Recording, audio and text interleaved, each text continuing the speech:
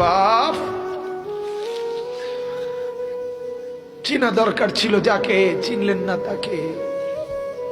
হায় যুবক, বন্ধুকে চিনলা না, দুশ্মনকেই বন্ধু বানাইলা, দুশ্মনকেই বন্ধু বানাইলা। আপন বন্ধু যিনি তাকে চিনলা না, দুশ্মনকেই গ্রহণ করলা। চেহারায়, সুরতে, চলনে বলনে, আচারে উচ্চারণে বেঈমান যেভাবে সাজায় দেয়, তুমি তাকেই গ্রহণ করলা। নবী পাক সাল্লাল্লাহু আলাইহি ওয়াসাল্লাম নফল নামাজে এত লম্বা সেজদা করতেন। আম্মা জান আয়েশা রাদিয়াল্লাহু তাআলা আনহা বলেন, মাঝে মাঝে মনে হতো নবী ইন্তেকাল করলেন কিনা, মারা গেলেন কিনা।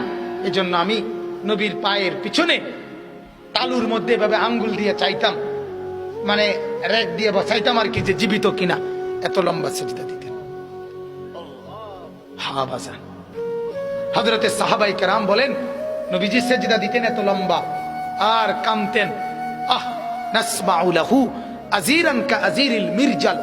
সাহাবীরা বলেন, চুলার মধ্যে, ডেকচির মধ্যে পানি বসাইলে পানি যখন উতরাইয়া ডকডক করে, গরম পানি ডকডক করে না, এরকম ডগবগে আওয়াজ যেভাবে করে, আল্লাহর নবীর কলিজার কলবের ভিতর থেকে আমরা কান্নার এরকম ডগডগে আওয়াজ শুনতাম। সেজদার কান্না।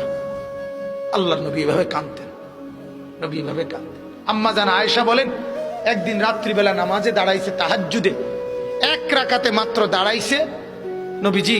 আয়েশা রাদিয়াল্লাহু তাআলা আনহা বলেন, আর সেজদাও করে নাই, আর রুকুও দেয় নাই। বেলালের আজান পর্যন্ত, ফজরের আগ মুহূর্ত, এ দাঁড়ানো থাইকেই কোরআনের একটা আয়াত পড়ছে আর কাঁদছে, আর কাঁদছে, আর কাঁদছে। কাঁদতে কাঁদতে চোখ ফুলায় ফেলছে, দাড়ি ভিজে গেছে, বুকের পশম ভিজে গেছে। আম্মা জান আয়েশা বলে, তাওয়াররামাত কাদামাহু, দুইটা পাও ফুলে ফুলে গেছে। এরপরে আরো আশ্চর্য কথা শুনেন। আম্মা জান আয়েশা বলে, উম্মত শুনবা, সেদিন ওই রাতে সারা রাত কেঁদে কেঁদে বুক ভাসাইয়া নবী একটা কথা বলছে আল্লাহর কাছে। সেটা কি? তো আয়েশা রাদিয়াল্লাহু তাআলা আনহা বলেন, সেটা শুধুই কেবল এই উম্মতের জন্য নবী কাঁদছে। ইন তুআযিবহুম ফাইন্নাহুম ইবাদুক ওয়া ইন তাগফির লাহুম ফাইন্নাকা আনতাল আজিজুল হাকীম। এটা কোরআনের আয়াত। আল্লাহর নবী কদ্দুর সারা রাত পড়ছে, আল্লাহরে বলছে, মাওলা আমার উম্মত, আপনি যদি গুনার কারণে আযাব দেন, আপনি দিতে পারবেন।